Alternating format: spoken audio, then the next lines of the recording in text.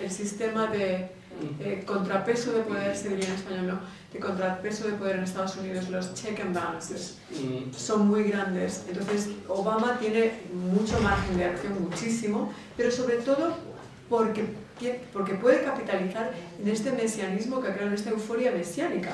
Ese es su gran capital, porque técnicamente el presidente de Estados Unidos no puede ni levantar el embargo a Cuba, por ejemplo, en el Congreso.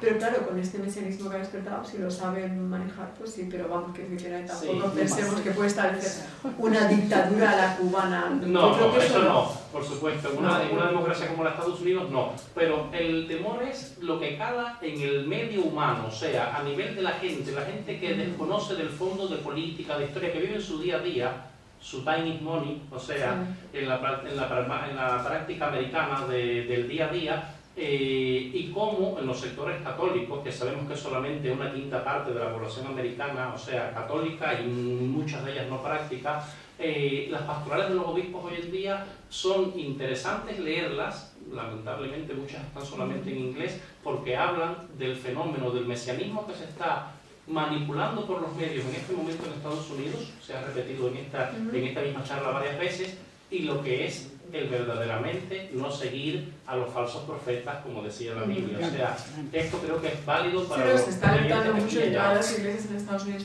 Por cierto, el vicepresidente Biden es católico. Por eso sí. Un católico que apoya el aborto, estas cosas. Sí. Como la presidenta del Congreso de Estados Unidos, la señora que es la mayoría, majority leader. Nancy Pelosi, que es también católica, que apoya el aborto, que estos días ha promovido todo lo que es. O sea, que sí. Pues me voy a aprovechar de ser la penúltima. Dos preguntas. Una es, bueno, creo que medio lo has contestado, pero se refiere a que yo pienso que Obama, como cualquier político, no gobierna solo. Entonces él se ha rodeado, como has dicho, de una serie de asesores, de diferentes tendencias. ¿Hasta qué punto esos asesores, que yo considero que algunos además han seguido una trayectoria política muy coherente y positiva, pueden favorecer una política más clara, menos relativista, o pueden ayudar a mover, que no se convierta eso en una dictadura, como decía mi compañero, pero me refiero moral, o sea, ideológica. Ese grupo de asesores, ¿hasta qué punto tienen unas verdaderas tendencias también elegidos dentro de lo que conoces? Y la otra pregunta se refiere a Cuba, pero también mi familia es cubana. Él no, siendo inteligente, no se da cuenta que el enemigo lo tiene en casa. O sea, sí, puede decir que Latinoamérica pues no es tanto su problema, pero es que Latinoamérica tiene un problema tremendo, Norteamérica, con la inmigración simplemente que tiene. Esa inmigración ilegal no son votos, pero es economía que se va, es dinero que no revierte en Estados Unidos, es familias desestructuradas, problemas sociales, sanidad, etcétera, etcétera, que sigue sin solucionarse, y es un problema enorme, yo creo, en Estados Unidos. Lo es en Europa, pero yo creo que Estados Unidos lo arrastra de más tiempo, y aunque parece que mejora, que hay más integración, por ejemplo en educación y tal, sigue teniendo bastante, pienso yo, bastante problema. Con la migración. Bueno, tu primera pregunta era sobre el gabinete. Vamos a empezar por la primera, ¿no? Lo que tienen en común todos los miembros de ese gabinete ministerial es el relativismo. O sea, que con respecto a eso... No hay futuro. No, con respecto a eso no.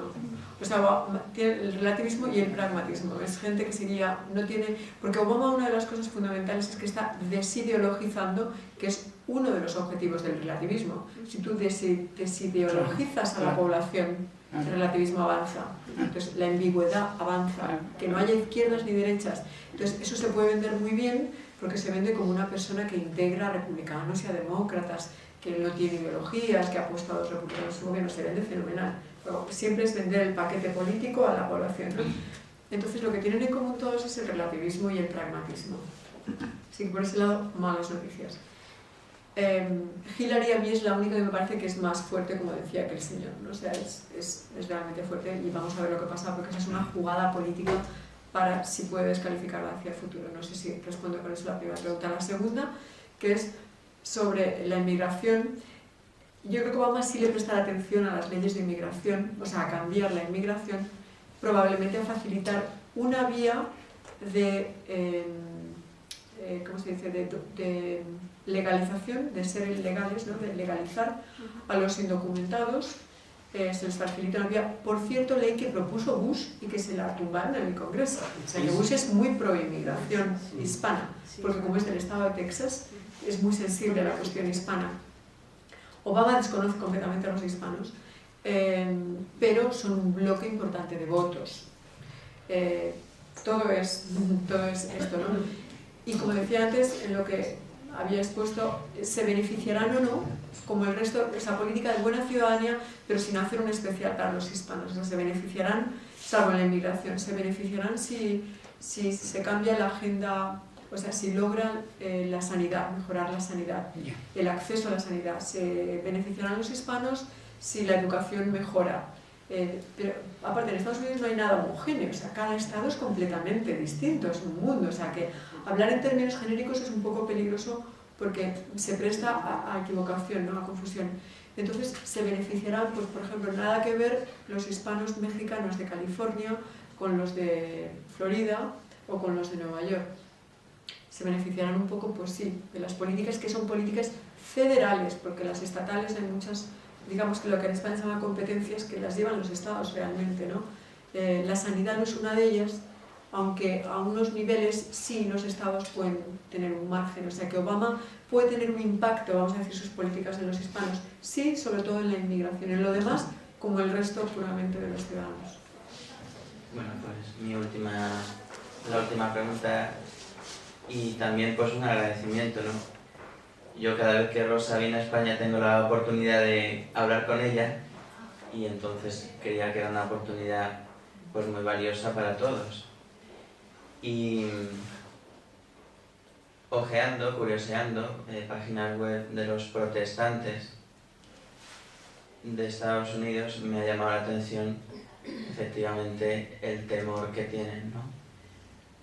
Dado que como Obama aprovecha este mesianismo y en muchas de las cosas se presenta así, como el Salvador, pues obviamente los protestantes que hacen una lectura literal del Apocalipsis y que siempre están anunciando la proximidad del fin del mundo, pues rápidamente lo han identificado como el anticristo. Ah, sí, totalmente, eso no había decirlo. Entonces, de hecho, pues hoy he leído más de 100 profecías que se han cumplido en él. Entonces,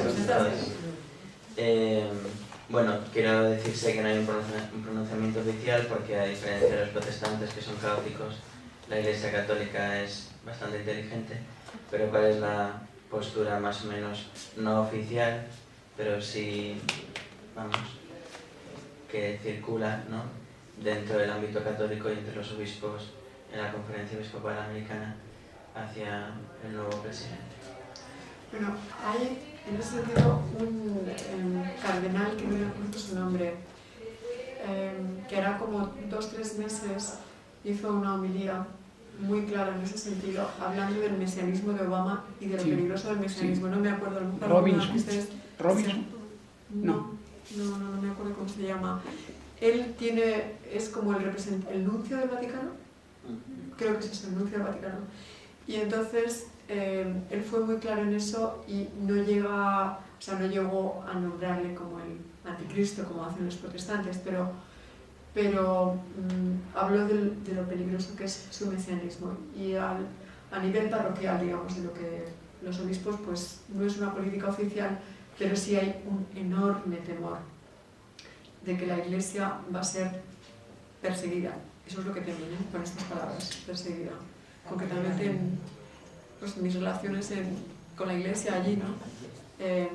Ese es el temor, de que de alguna manera, no directa, claro, y no abiertamente, pero sí se empiece a acorralar a la Iglesia, porque la Iglesia se ha enfrentado abiertamente, y le ha dicho Obama que está, la Iglesia americana me refiero en este caso, también por supuesto el Vaticano, pero la Iglesia americana ha delineado las líneas, como se dice, delineado las fronteras, marcado las fronteras de lo que está bien y lo que está mal para la Iglesia Católica, y no acepta, por supuesto, el aborto, ni el infanticidio, ni la eutanasia. Entonces, como se las ha delineado muy claramente, es básicamente un enfrentamiento como el que ha habido aquí con el gobierno de Zapatero. Eso ya está claro.